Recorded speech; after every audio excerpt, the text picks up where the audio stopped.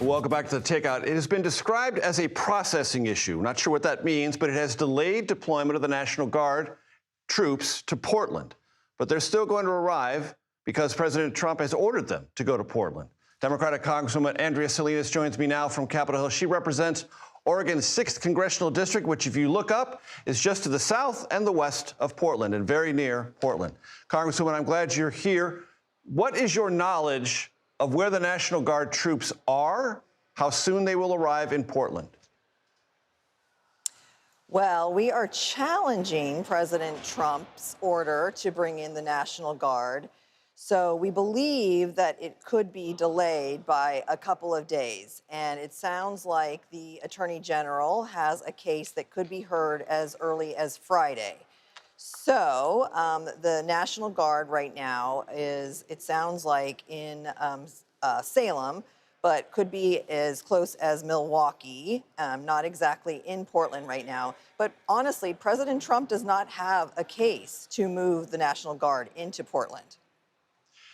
CBS News has reviewed lots of Justice Department federal filings, and it reveals that 8 cases involve assaults against law enforcement outside the ICE facility in Portland. And some of these are rather serious assault cases.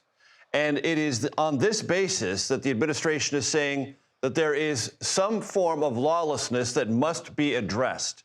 Do you agree with that sentiment, separate from the National Guard deployment question? The Portland Police Bureau, as well as the Multnomah County Sheriff's Office and the state police, have all testified that they have local law enforcement under control, including that which takes place at the Portland ICE facility in Portland. And so I would assume that those 3 agencies would not lie to the federal government and would attest that they have things under control. And if they were to need help, they would ask for it. And so given that they have assured us, they have assured the governor, they've assured the congressional delegation that they feel comfortable with their own abilities, I feel very comfortable with that. What would be the words you would use to describe, Congresswoman, the conditions around the ICE facility in Portland?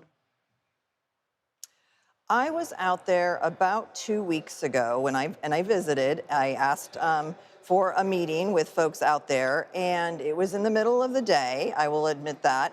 And there were 3 protesters out there. They were all over the age of 65, and they were all female. And they were out there, you know, walking in front of the facility, but there was no rioting. There was no vandalism. It was not an insurrection, and it did not look like an invasion, and it did not rise to the level of needing National Guard troops to come in and remove these 3 women. They were not doing anything in my mind. I'm not an attorney and I'm not law enforcement, but it did not look like it needed even local law enforcement intervention, and certainly not National Guard intervention.